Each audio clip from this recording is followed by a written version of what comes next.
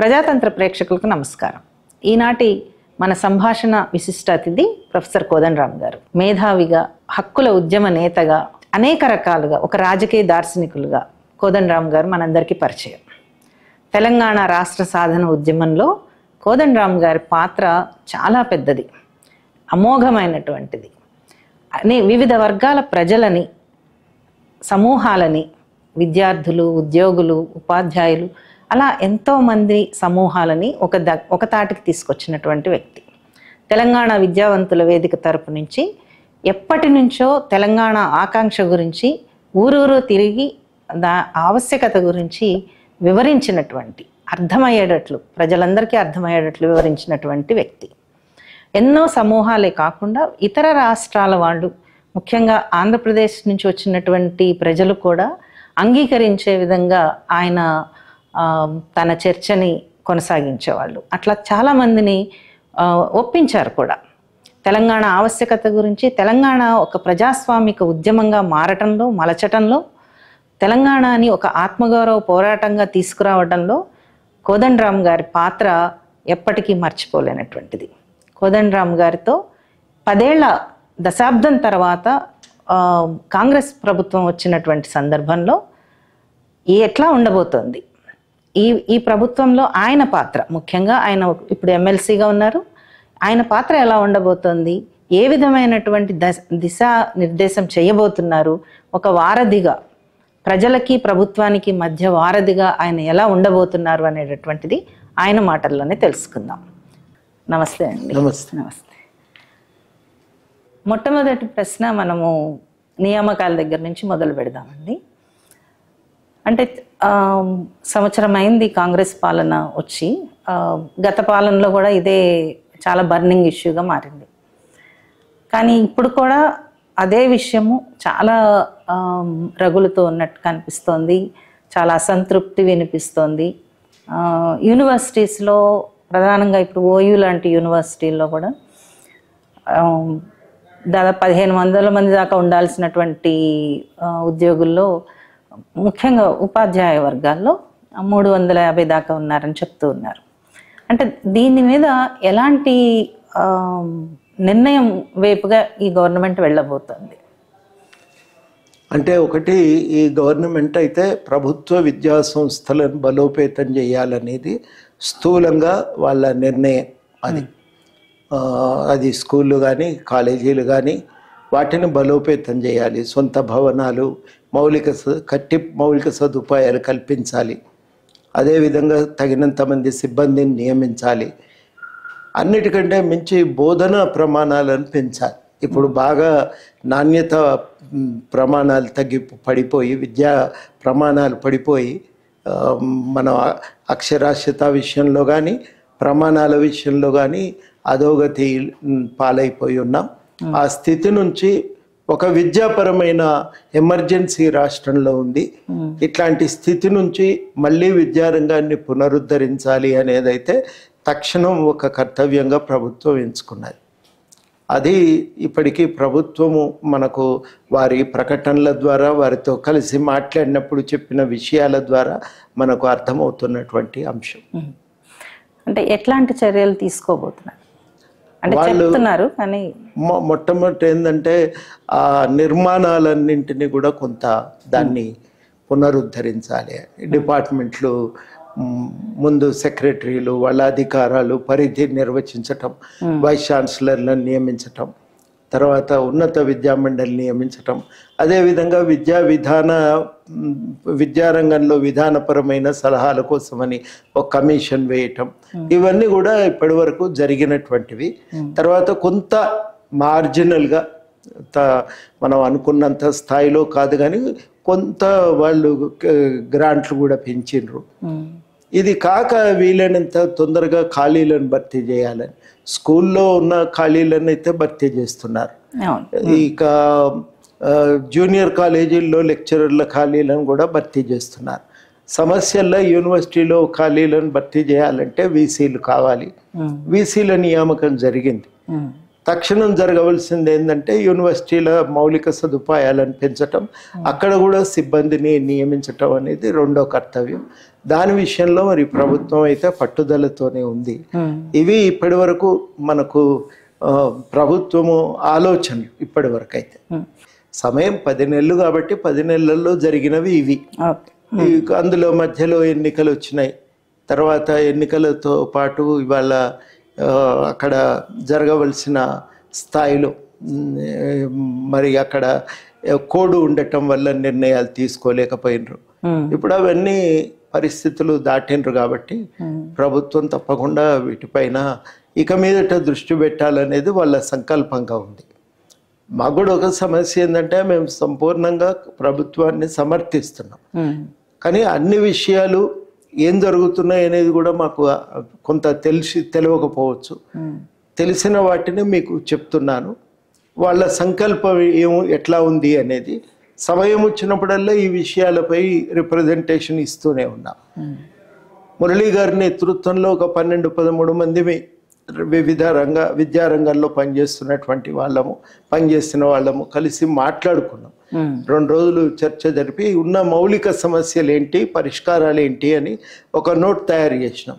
ఆ నోటు ముఖ్యమంత్రి గారికి ఇచ్చినాం. చాలాసేపు చర్చ జరిగింది.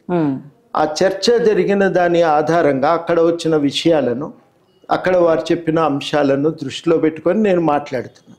ప్రాథమిక రంగంలో వారు అనుకున్నది ఏంటంటే ప్రీ ప్రైమరీ అనేది గవర్నమెంట్ స్కూల్లో స్టార్ట్ చేయాలి, చేయకపోతే ప్రైవేట్ రంగంలోకి పిల్లలు వెళ్ళిపోతారు, అందుకని ప్రీ ప్రైమరీని తప్పనిసరిగా స్టార్ట్ చేయాలి అనేది. అంగన్వాడీలని పెంచాలన్నా అంగన్వాడీ అది అక్కడ ఒకటి ఏంటంటే అంగన్వాడీలోనే ప్రీ ప్రైమరీ మొదలు పెట్టాలి, కానీ అట్లా కాదు. ప్రీ ప్రైమరీని ప్రాథమిక పాఠశాలలో ఉంచాలి, వాటిని ప్రాథమిక పాఠశాలలతో జోడించాలి అనేది మనం పెట్టిన సూచన. ఆ విషయం మీద మేము కూడా ఆలోచిస్తామని వారు చెప్పిండ్రు. అది విషయం.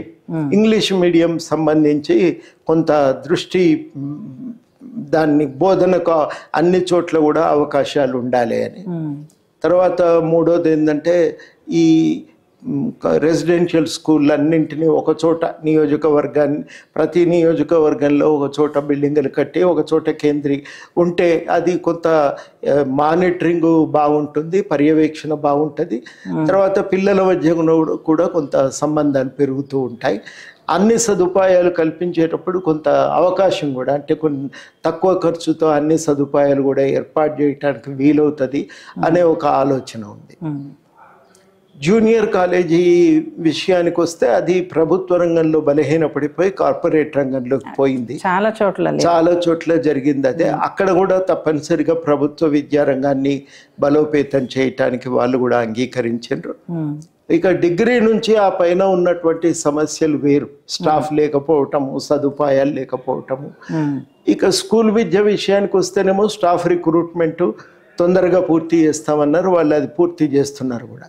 డిగ్రీకి సంబంధించి మాత్రం వాళ్ళు తప్పనిసరిగా ఈ వీసీల నియామకమై పూర్తి చేయాలని ఆ రోజు జరిగిన చర్చ ప్రాతిపదికన ఒక కమిషన్ను కూడా సూచన చేసినాము. కమిషన్ను ఏర్పాటు చేస్తే విద్యా విషయాలపైన ఒక విధానాలను ప్రతిపాదించగలుగుతుంది, ఉపయోగంగా ఉంటుంది అని.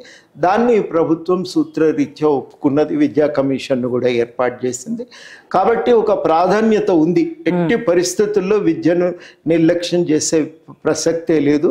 గత 10 సంవత్సరాల్లో జరిగినటువంటి విధ్వంసాన్ని మాకు అర్థం చేసుకుంటున్నాం. దాన్ని సరిచేయటానికి అన్ని విధాలుగా ప్రయత్నం చేస్తామనేది వారు మాతో చెప్పిన మాట.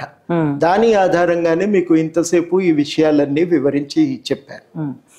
ఇప్పుడు అంటే ఇంకో ప్రధానమైన విషయము స్థలాలకు సంబంధించి, యూనివర్సిటీ స్థలాలకు సంబంధించి కూడా చాలా ఒక ఆందోళన నడుస్తుంది. అన్ని చోట్ల లేదు.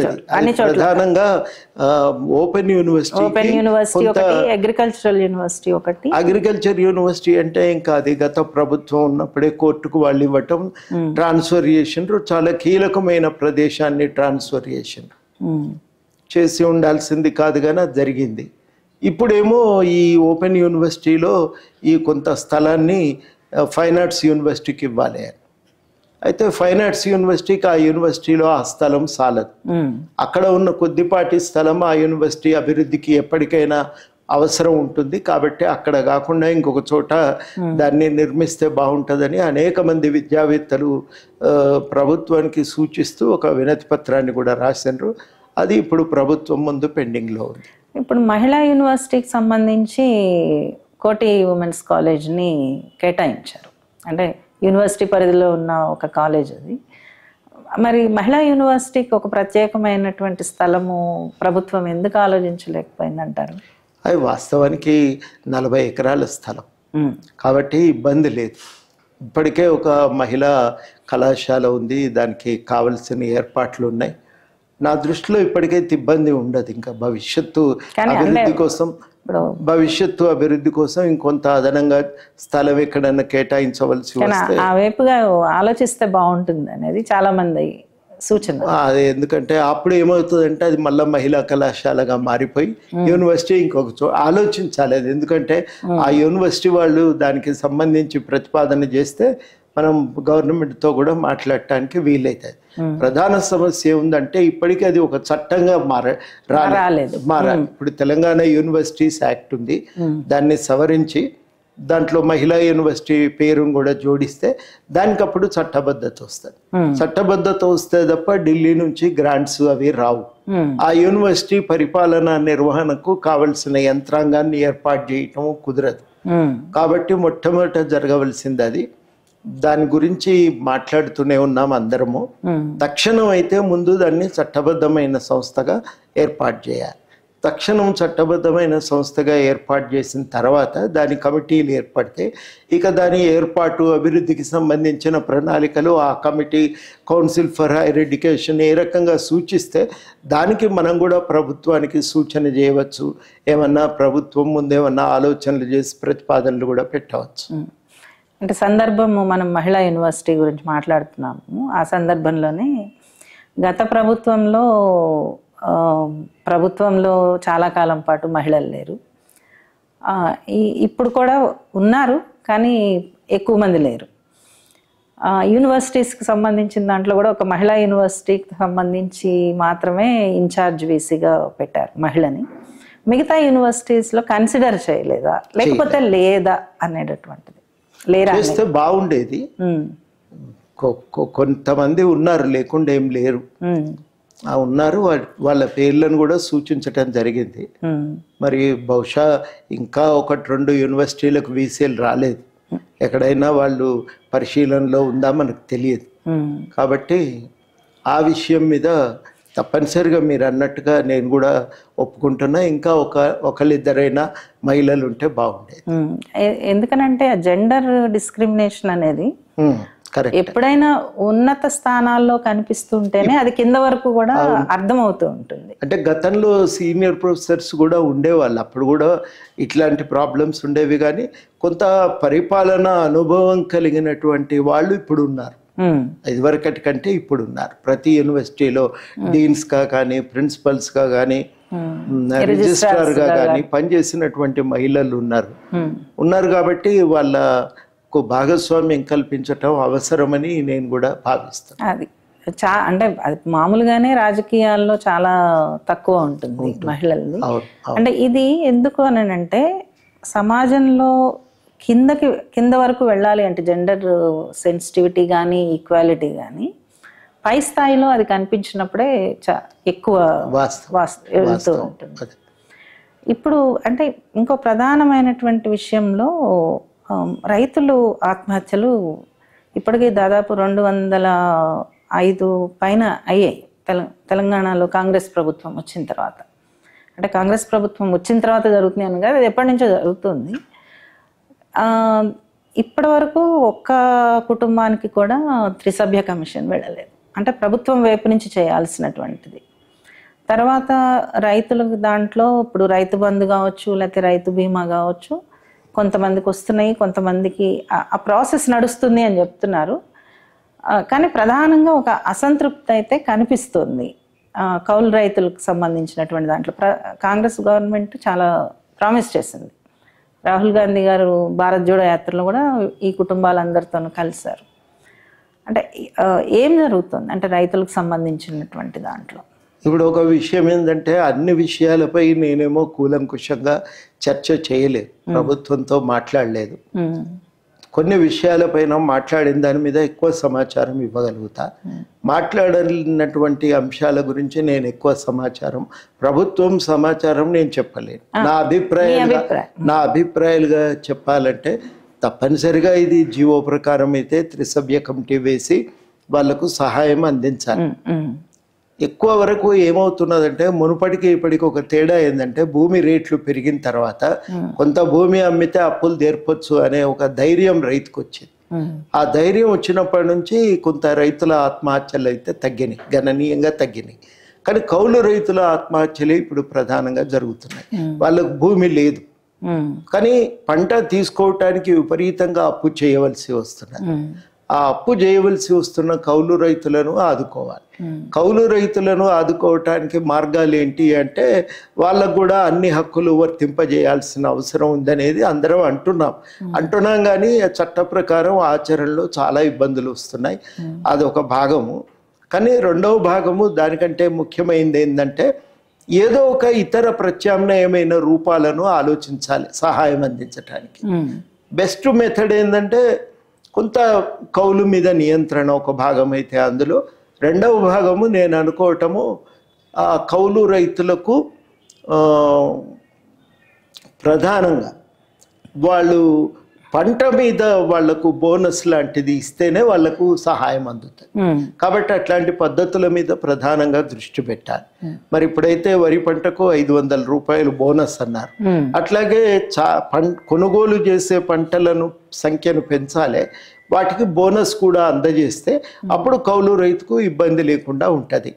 ఇది అంటే మొదటిదేమో చట్టం ప్రకారం కౌలు రైతుకు హక్కుపత్రం కల్పించి వాళ్ళకు సహాయం చేసే ప్రయత్నం ఒకటి పద్ధతి. ఆ పద్ధతుల్లో ఉండే అవాంతరాలను ఎట్లా దాటాలనేది ఆలోచించాలి. కానీ దానికంటే కీలకమైన రెండవ భాగం అంటే ఇప్పుడు ప్రభుత్వం ఏదో వాళ్లకు గుర్తింపు కార్డు ఇవ్వాలనే ఆలోచన ఉంది. ఆ గుర్తింపు కార్డు ఇచ్చేటప్పుడు ప్రతి సంవత్సరం ఇట్లాంటి గుర్తింపు కార్డు ప్రభుత్వమే ఇచ్చి ప్రభుత్వమే ఏమన్నా ఆదుకోవటానికి అవకాశం ఉంటుందా అనేది అదొక భాగం. రెండవ భాగం చాలా కీలకమైందంటే ప్రభుత్వమే గుర్తింపు కార్డు ఇవ్వటమే కాక ఇతర రూపాలను కూడా దేవులాడాలి. తప్పనిసరిగా పంటకు బోనస్ ఇవ్వటం అనేది ఒక కీలకమైన పద్ధతి. కొంత కౌలు నియంత్రణ గురించి ఆలోచించటం కూడా అవసరం. ఈ రెండింటినీ గనక ప్రభుత్వం ఆలోచించగలిగితే బహుశా కౌలు రైతులకి ఇంకా ఎక్కువ సహాయం చేయటానికి అవకాశం ఉంటుంది. అవి చేయగలిగినప్పుడు కౌలు రైతుల మీద భారం తగ్గి కౌలు రైతుల ఆత్మహత్యలు కూడా ఆగటానికి అవకాశం ఉంటుంది. ఆ ప్రయత్నాల మీద తప్పనిసరిగా మేము కూడా ప్రభుత్వం దృష్టికి తీసుకువెళ్తాం. ఎప్పుడైతే ఇక రైతు కమిషన్ కూడా ఏర్పడ్డది, అది కూడా దాదాపుగా అందరం చేస్తున్న సూచనే. ఈ కాంగ్రెస్ పార్టీ కూడా ఎన్నికల హామీగా ఇవ్వటంతో మరి కోదండ రెడ్డి లాంటి వాళ్ళు కొంత రైతుల సమస్యలు తెలిసిన వారే దానికి చైర్మన్ గా రావటం, ఆయన కూడా అందరినీ సంప్రదించి ఒక ప్రజాస్వామిక పద్ధతిని పాటిస్తూ ఉండటం వల్ల బహుశా దీనికి ఒక పరిష్కారాన్ని కనుక్కోవటం సాధ్యమవుతుందేమో. కాబట్టి రైతు కమిషన్ ద్వారా ఈ విషయాలపైన కూడా కొన్ని సూచనలు ప్రభుత్వం ముందు పెట్టడానికి ప్రయత్నం చేస్తాము. అది ఆ విషయంలో కేవలం నేననే కాదు, అన్ని రైతు సంఘాలు అందరం కలిసి సంప్రదించి ఆయన కూడా సిద్ధంగా ఉన్నాడు. కాబట్టి ఆయనతో మాట్లాడి ఈ విషయాల మీద, అదేవిధంగా ప్లానింగ్ కమిటీ సభ్యుడిగా ఉన్న చిన్నారెడ్డి గారితో కూడా మాట్లాడి ఇవి మాత్రమే కాక ఆత్మహత్య చేసుకున్న రైతులకు సహాయం అందించే ప్రక్రియను వేగవంతం చేయటం, ఇవన్నీ కూడా కొంత సీరియస్గానే తీసుకుంటాం. ఆ ప్రయత్నం కూడా సీరియస్గానే, కన్నెగంటి రవి లాంటి వాళ్ళు ఈ రంగాల్లో సీరియస్గా పనిచేస్తున్నారు కాబట్టి వాళ్ళ ద్వారా ఈ సమస్య పరిష్కారానికి ప్రభుత్వంతో ఒక మంచి అవకాశం ఏం దొరికిందంటే వింటున్నారు, మాట్లాడుతున్నారు, వేదికలు ఏర్పడ్డాయి. దానివల్ల ఏమవుతుంది, విషయం వెళ్ళి చెప్పటానికి, ఓ పరిష్కారాలను సాధించుకోవటానికి ఒక అవకాశం అయితే కలిగింది. ఆ అవకాశాలను సద్వినియోగం చేసుకుని వీళ్ళకు కూడా వీటికి కౌలు రైతుల ఆత్మహత్య నివారణకు కూడా ఒక ప్రయత్నం చేస్తాం. మరో ప్రధానమైనటువంటి విషయం మా దృష్టికి వచ్చింది. గత కొద్ది నెలలుగా హైదరాబాద్ నగరమే కాదు ఇతర ప్రాంతాల్లో కూడా చిన్నపిల్లల మీద అత్యాచారాలు బాగా పెరిగాయి. అయితే దానికి సంబంధించి మహిళా సంఘాలు చేస్తున్నటువంటి ప్రయత్నాలు మాట్లాడటానికి ఎందుకో సఫలం అవ్వలేదు ప్రభుత్వంతో. కొంతవరకు అయింది, కొంత అవ్వలేదు. అంటే దానికి చాలా ఇన్స్టిట్యూషనల్ మెకానిజం అనేది చాలా పెద్దది, చేయాల్సినటువంటి అవసరం. అంటే అది సివిల్ సొసైటీ చేయాలి, గవర్నమెంట్ కూడా చేయాలి. మాకు గత ప్రభుత్వంలోనూ వచ్చిన సమస్య అదే, ఈ ప్రభుత్వంతో కూడా అదే సమస్య వస్తుంది. అంటే చర్చించడానికి ముందుకు రాకపోవటము. అంటే అది నేను వ్యక్తులను ఎవరిని అని అంటలేదు, కానీ అంటే ఎట్లా అంటే అది చాలా పెద్ద ఇష్యూగా మారుతుంది. పిల్లలనే కాదు, అసలు స్త్రీల మీద అత్యాచారాలు అనేవి ఇది తక్షణం దృష్టి పెట్టవలసిన అంశం. నేను అనుకోవటము ఉన్న వేదికలను ముందు మనం క్రియాశీలకంగా వాటిని పనిచేసే విధంగా ప్రయత్నించాలి. బహుశా నేను అనుకునేది రెండో ప్రయత్నం ఏంటంటే, కొంత ఉన్న మహిళా సంఘాలైనా కలిసి ప్రస్తుత పరిస్థితుల్లో ఇట్లాంటి ఘటనలను నివారించడానికి ఏం జరగాలనేది కూడా ఒక స్పష్టమైన ప్రణాళికను ముందు పెట్టాలి. ఇది చాలా నేను అనుకోవటము చాలా ఒక దౌర్భాగ్యమైన పరిస్థితి ఉంది. నిన్న పేపర్లో చూస్తే వలస వచ్చిన కార్మికులు ముగ్గురు ఏదో పనికి ఉంది అని జీతం ఇస్తూ కూలిస్తాం పని ఉంది అని తీసుకొని పోయి ఆ మీద లైంగికంగా దాడి చేసిన సందర్భం మనం చూసినాం. కాబట్టి ఇట్లాంటి ఒక దుర్మార్గమైన పరిస్థితులు ఉన్నాయి. తప్పనిసరిగా అందరం కూర్చుందాం, మాట్లాడదాం. ఒకసారి మాట్లాడితే ఏదన్నా కార్యాచరణ ప్రణాళిక ప్రభుత్వం ముందు పెడితే మరి కొంత ఈ శాఖ సీతక్క గారే అనుకుంటా, వారి దగ్గరే ఉంది, వారితో కూడా చర్చలు సాధ్యం. బహుశా నేను అనుకోవటం ఏంటంటే మనము పౌర సమాజం అనేది 10 ఏళ్ళు విచ్ఛిన్నమైంది.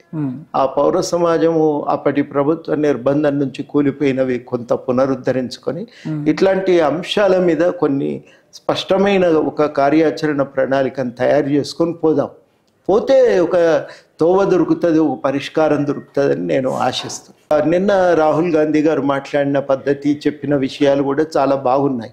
అసమానతలను తొలగించకుండా భారతదేశం ప్రజాస్వామ్య దేశం కాలేదు, ఆ నిర్మూలించే ప్రయత్నం చేద్దాం. అన్ని కుల మతపరమైన ఆర్థికపరమైన అసమానతలతో పాటు స్థితి హోదా అస్తిత్వం సంబంధించిన అసమానతలతో పాటు జెండర్ వివక్ష, లింగ వివక్షను కూడా అంతమొందించాలి అనే ఒక పట్టుదలతో ఉన్నారు. కాబట్టి దానిపైన ఒక అవకాశం, ఒక చర్చ జరుగుతుంది.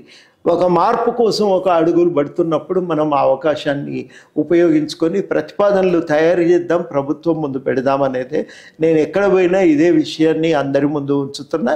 ఇప్పుడు మనం చర్చ చేసి ఒక ప్రతిపాదన ప్రభుత్వం ముందు పెడితే ఏ మేరకు మనం ఒక విధానాన్ని సాధించుకోగలం, ఏ మేరకు ప్రభుత్వం నుంచి మనం స్పందన ఉంటుంది, మనం చూడటానికి అవకాశం ఉంటుంది. నేను అనుకోవటం తప్పనిసరిగా ఒక స్పందన ఉంటుంది. అంటే గత ప్రభుత్వంలో ఒక మంచి పని అనుకోవచ్చు అది.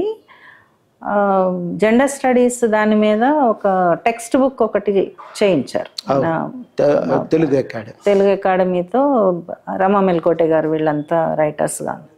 అయితే అది ఇప్పుడు మళ్ళీ దాని కొనసాగింపు లేదు. అంటే ఇట్లాంటివి చిన్న దృష్టికి వస్తే గనక అది కొనసాగే అవకాశం ఉంటుంది. మనం ఒక ప్రణాళిక మనం తయారు చేస్తే, ఒక ప్రతిపాదన మన నుంచి పోతే అప్పుడు బహుశా ప్రభుత్వం కూడా దానికి స్పందించడానికి అవకాశం ఉంటుంది.